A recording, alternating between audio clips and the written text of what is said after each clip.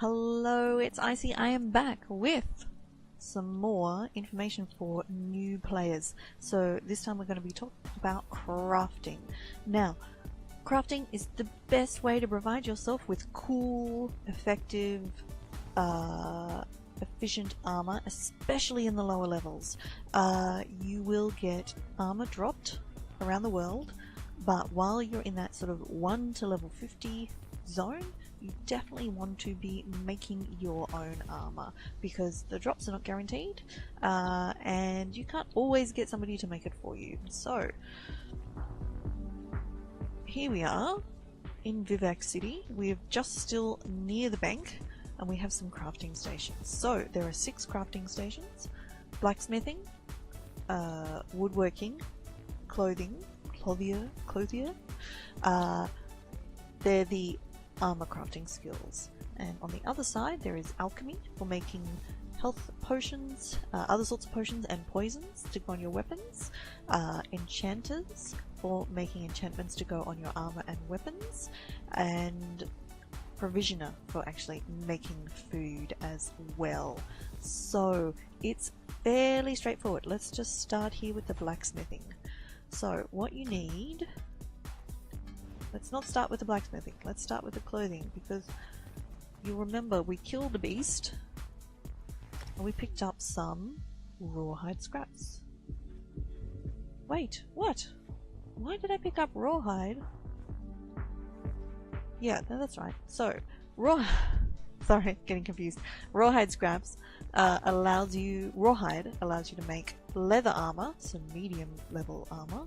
Medium armor is made out of leather, for characters from level 1 to 14. As you can see there, it says you need 10 rawhide, and then you can refine it and you'll get something of 7 to 10 completed rawhide back out of the rawhide scraps. So we only have 3 scraps, so we can't do any refining yet. You can also get materials from Deconstructing. Now, your Deconstruction list includes things in your bank. Now, if you right click and say lock, it will put a lock icon that you can see in your bank, but it also will remove it. The little green lock is from an add-on I've got, so don't worry about that one right now. I will do a separate video on add-ons because that is quite handy, but they're not yet working on the PTS properly, so I'll probably save that for later. Now, these are all value 0, which means that I'm not necessarily going to get any resources from deconstructing those, but let's do it anyway. So double click to stick it in our deconstruction zone and hit R to see if we get anything. No usable items. Oh, no usable items. Do the next one. Nope. If these items had a value, oh, there we go. We've got some jute, which is the level 1 to 14 light armor material, so cloth. If these items had value, I would always get something out of them. So we've deconstructed all of those, which has the other advantage of clearing out our inventory and improving our clothing skill. As we improve our clothing skill, we're then able to put skill points into it, and our craft skill tree has just arrived because we've used it in clothing. So once we get to clothing rank 5, we'll be able to unlock a level of tailoring or blacksmithing. They all are very similar, and then I'll be able to make the level 15 to 24, I think, is the next level of armor. Roughly, no, it must be lower than that. 15 to, it's probably 15 to 20, I would think. Allows me to make armor of those levels, and then it keeps going up. So let's make something, shall we? What have we got? Now, I have a lot of materials, and that's because this is on the PTS server, and on the other top level character who you haven't seen yet, or you may have seen depending on when this video goes up, has a lot of this stuff. So once again, crafting bags, bank accounts are all shared between characters, so when the other character is collecting stuff, this one can take advantage of it. So let's see. So if we wanted to make light armor wear, we would stay here. This style is red guard, because this is a red. You'll remember we found a blue red guard book that we read, and so we got the instructions. Now I am a dark elf, so by default I know the dark elf style. So as we scroll through, these are all light armor, and we get to a certain spot, and then we start getting medium armor, and you'll see we've switched over to using rawhide here. Now we might actually even make some armor. Actually, I think. What level are we? What level am I? I'm level 3. Okay, so there's probably not much point. Alright, let's do this anyway. We might not put it on yet. We might make the armor and then equip it later. So, what you'll see on the screen is if I use 7 pieces of rawhide in this, I will get a level 1 jack, which means I would wear it at level 1. If I put 8 pieces in, I get a level 4 jack. I can't wear it yet. You'll see it says it's red. As soon as I get to level 4, I'll be able to equip it. But I get more armor points as well. Quite a bit. And a lot more than what I'm wearing, because I'm wearing a light armor Dishonored Slaver's Jerkin level 2. So in fact, all of my stuff is just... oh, that's right. The Velothi guards are great. So we'll probably leave those. Now, in order to... Actually, let's make some pants. I'd like to show you something. Alright, let's make some pants. We can't wear those yet. So let's make level 1 pants. Let's put the pants on.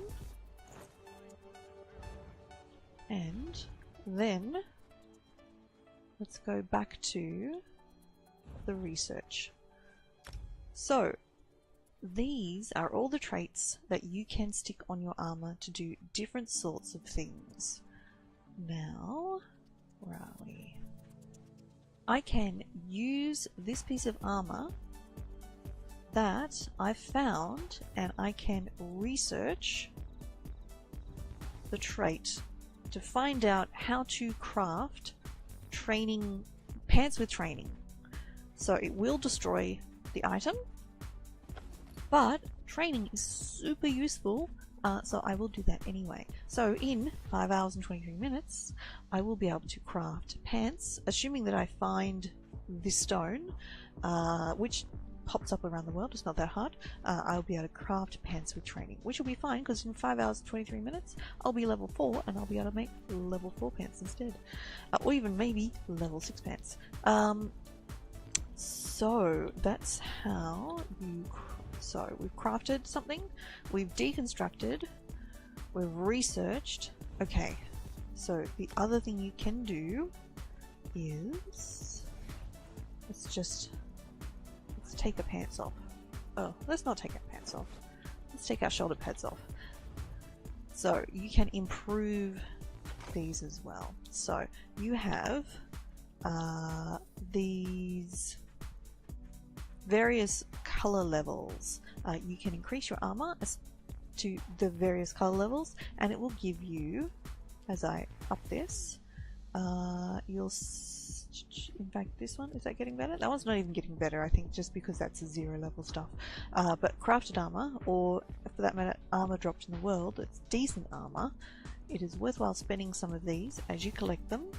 You won't have any unless you've got saved it up for another character. Once again, got all of the bits because it's a PTS character. This will improve the quality. Now, I will say this. You find a reasonable amount of green ones. If you deconstruct a green piece of armor, there's a chance you'll get some of these green bits back. It is worthwhile deconstructing green and blue armor, and purple, for that matter, when you're finished with it. The yellow, don't make anything legendary or gold until you are a top level character. They are honestly rare. If you are a low level character, hold on to it, or perhaps sell it. A single improvement mat, I'm not sure what the price, I mean the prices fluctuate, but you probably get like 3, 4, 5,000 gold for one improvement mat. Don't make anything yellow at this stage. It is not worth it. Blue is, while you're under level 50, blue is probably as high as you want to go, and only for the really good stuff. If you make something green, it's the equivalent of going upper level or upper level. If you make it blue, it's the equivalent of having armor 2 levels above yourself, but you're still able to wear it, to give you a rough idea of what's going on there. Now, the final thing you will have noticed in here is patterns. This is where you can craft furniture if you know how. Now, we don't have any patterns right now, but this gentleman here will sell us some basic ones. We want to buy... oh, well, I don't have enough gold. But if we had enough gold, we could buy a pattern for a rough bedroll basic. But we also need a special kind of crafting material, which is bast, which you will find around the world, and we haven't found any yet, so we wouldn't actually be able to craft this yet. Certainly, this one is actually even more so. You need 2 bast and 1 heartwood. They drop rarely, maybe 1 in every 20 nodes, which are what the sort of materials come from, would have one of these special types of things, so they are quite rare. So should you buy these unidentified things? No, absolutely not. Enough cool armor will drop in the world. There is no need to purchase any of it. So there we go, that's that. So that's clothing, that's woodworking. So let's deconstruct. Okay, so let's lock that one off because we don't want to deconstruct that one. So we've got some sanded maple here, which is fine because we don't need to... oh, any shields? Yes, we can deconstruct the shield too. And you'll note this is basically pretty much the same. Blueprints are furniture crafted mainly with wood. Most of them use not one thing exclusively, they kind of share them around. Alright, let's deconstruct our stuff here. Lock this one off so we can't accidentally deconstruct it. Oh look, there we go, we've actually got something in here. We picked... okay. So this one, you'll see this is actually a green thing and it's worth money. If we deconstruct that, there we go, we've got 2 iron ingots and some obsidian from deconstructing that one. So we actually get something a bit better than mostly nothing. Now, next are our other crafting types. So, our Enchanter's Table. Enchanting works a little bit differently. The way this works, you can certainly extract glyphs as well, in the same way you can just, we did for armor, you double click on it, deconstruct, and that will teach you something about glyphs. Now, you won't, of course, have all of these because, once again, this character is full of stuff. You will find these around the world. A little tall pyramid about yay high, glowing red. Click on it, cut it, you'll get usually a couple of glyphs out of it. The way you create something, you'll notice I don't know what any of these mean, so need 3. So 1 of each. So you need a potency rune, so we've just stuck this one on, which are the low level ones that we can actually learn at this stage, even with 0 skill in it. Then you need an essence. Now, I happen to know what that one is. As a stamina user, you want to be going with Denny. Magicka, you would want to go with Mako, and health, you want to go with Oko. And then you want an aspect rune. In the same way as the other crafting, white is the basic stuff, green is okay, and then you work up from there. For enchanting crafting, I would have to put skill points into being able to use these other ones. Kuta, as you only need 1 per rune, so they're not as rare as the other crafting mats. One thing I did say, you'll note I needed 5 green mats to improve 1 piece of armor, and at a base level I would have needed 10 blue and it goes up and up. So anyway, I'll show you something else about that in a minute. So let's make a rune. Jode Dinita. So I've now learnt all of those things.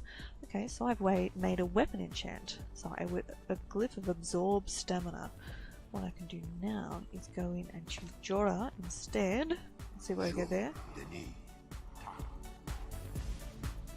And that will give me an increase. So pretty much all of the runes are paired. One will give you decrease, one will give you increase, and then add that to stamina. So a decreased stamina means it would be a weapon clip, increased stamina means it would be an armor. I'd stick it on my armor. So let's do that now. So we've got a weapon glyph, so let's right click and choose enchant. So I can now stick that on there and it will give me stamina back and do magic damage when I hit creatures. So that sounds pretty good actually. And also, well, I just created those. Let's enchant those. Oh, I should have made a belt. I don't even have a belt. We'll do that later. So we're going to enchant these pants with stamina, and then that will give us extra stamina. You can enchant all of the pieces of your armor. You have separate enchantments for your jewelry. So on your armor, your head, chest and legs count as large pieces. If you put an enchantment on those, you'll get the entire number of whatever it is you're enchanting. If you put an enchantment on the small pieces, shoulders, hands, waist, feet, you'll get 40% of the number that's on there. So that's just something to keep in mind if you're looking to do enchanting. Now, something I did forget to say, we'll come back over here. So in your enchanting skills, you'll see we have the Tannin expertise, which we can't get yet if we do improvements. So I don't have anything to prove because we've deconstructed it all. Basically, when you have fully unlocked your Tannin and your top level research, you're improving skills for all of your crafting. If you want to make something yellow, legendary, you will need 8. You will need 8 individual legendary pieces to make something fully golded out. And I think you can sort of see the cost involved if they're sort of 5,000 plus each. It gets expensive quickly. So save your gold mats. Save them or sell them. Either way, don't stick them on low-level armor. Really, it's not worth it. So, Alchemy Station. Now, alchemy allows you to make poisons and potions, so let's do both. So we can make a level 3. You can see we've got materials here to make a level 3 and level 10. We'll make a level 3 because that's all I am. You can always be a high level and use a low level potion. So let's have a look at the reagents. You will pick these up wandering around the world. They will just be floating around. Now you'll see that these are all unknown. Now I would want to make a healing potion if I can remember which ones, which are good. I know Columbine will be one. Is it cornflower? No. I think I want mountain flower. I think that should do it. This is very similar to both Oblivion and Skyrim. You make a potion. If 2 of the attributes or more match up, then you've learned those. So as you can see, Columbine and Mountain Flower will give me restore health and restore stamina on the same potion, which is really handy. We can also make poisons as well. So we'll switch in this. The poison reagent solvent comes from killing monsters and they'll drop it.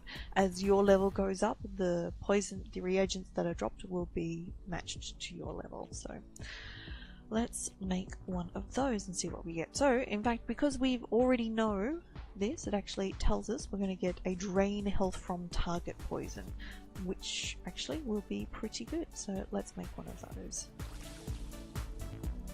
There we go. So we've only made, no, we make 4. You make 4 poisons, you make 1 potion.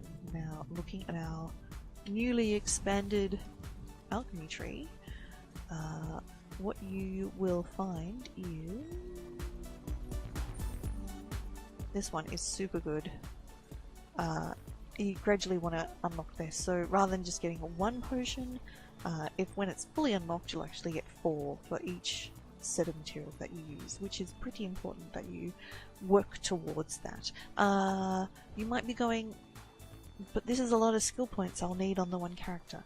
You will have enough. If you wander around and are diligent with looking for sky shards, yes, you will have more than enough skill points on your character to do all of these things as well. So I certainly have pretty much just played one character mostly. It's got a lot of skill points, all of the crafting trees are unlocked, all of the other stuff is unlocked. Occasionally I have to go and refund some bits and pieces in order to train up something that I'm not even using, but I have more than enough skill points. And the last one was provisioning. So you need to find a cooking fire. There are lots of cooking fires around in the world. They don't look like this necessarily, they can look like anything. So, have ingredients, have skills. Here we go. So this is one of the recipes that we double clicked on before. So we just need ginkgo, which we have enough ginkgo. So that would just make us a little low level drink. As per the other ones, there are skills now in provisioning that let you make better recipes, that let you make better quality and higher level and longer lasting food or drink, and also extra servings when you create them. And the other great one to get to eventually are the hirelings. When you go offline, they just deliver mats to you, and you get them as a mail in game once every 24 hours or so, which is great, and you don't have to really do very much at all. It's fantastic. So there's our potion we created, there's our poison we created. Poisons can get dropped next to your weapon. It will suppress your weapon enchantment with the poison instead. So that can be quite handy. As you hit things, you will use up poison, and you will also use up your enchantments as well. And every so often you will have to recharge your sword or your bow or your whatever with magic in order to make your enchantment work again. And you use sky shards for those. Alright, so there we go. It's a slightly better recipe. Let's see if we can make some pumpkin cheesecake and some nut brown ale. Sounds great. Alright, there's the nut brown ale. Then onto food. Oh, I can make a pumpkin cheesecake. And it's level 10, which I can make it. Gives me max magicka, so I probably won't because I don't need the magicka. But I would be able to make that, but not eat it until I get to level 10. Now, furnishing, once again, I don't have any recipes. There are some furnishings under provisionings, mainly decorative foods that you can place around your house. So that's that for crafting. Now, oddly, and I don't know if this is a bug or there's something else going on, you'll see these notice boards here. There's one here and there was one over here. These should have daily quests that allow you to once a day produce on demand provisioning items, weapons, a bunch of different pieces. If you do that on demand, then you will be able to hand them in at a certain spot, which there'll be a whole little quest, and then that will give you some cool rewards, new recipes, new materials. You might get lucky and get some gold improving mats. It's a great way to move those up. So, but the odd thing is there are meant to be some certification quests here, and I have done this previously as a test on a previous version of the PTS, and it seems to be missing. So possibly, I don't know what's going on there. I don't know if it's just me or if that's the way of it. So, but there should be somebody just around here, and I think he's just over here somewhere. He will give you a bunch of little quests that say, please go, this is what I need you to do. And that takes you through how to do crafting. So you don't need to have watched this video, but that gives you the idea of what's going on. So I hope that's been helpful for you. It is absolutely worthwhile doing the crafting for yourself. The other one that when you've got some free skill points that you want to put some into once it's high enough level, is this keen eye on your varying ones. So what that does is it just makes the materials to be collected out in the world have a little glow over them, and it makes it super easy to spot what's going on. As a small, not a cheat, a small way you can do it before you get the skill points, if you turn the grass off, it makes all of those things much easier to find, and you can do that under settings and video and grass. I can probably turn my grass back on actually. I do have it turned off, just from a previous computer that wasn't coping in the high requirement world of PvP in Cyrodiil. So turning the grass off made a difference. So it does make it easier to spot things if the grass is turned off. So that's some more little tips, mainly around crafting. Do it yourself. Do deconstruct everything. Deconstruct everything green. You could possibly sell everything white, but deconstruct anything that's called intricate, and anything that's green, blue, purple, or yellow. If you don't think you would ever find anything yellow at low level. I don't think anything ever drops that's yellow, apart from some jewelry. So, which you can't deconstruct anyway, or create. The only way to get jewelry is to find it in the world. So just keep that in mind. So let me know if you have any questions. If you're an experienced Elder Scrolls user, have I missed anything? Let me know, did you see the provisioning, like the people who are meant to give you quests that teach you how to do these things? Or is it just me? That's really weird. So yeah, let me know. If you liked this video and found it useful, please do give us a thumbs up. Please do subscribe for both more new stuff for new user content and lots more Elder Scrolls Online and Morrowind content. Over the pre-launch window I will be doing some streaming, so watch out for that, and I will talk to you next time. Thanks for watching. Bye.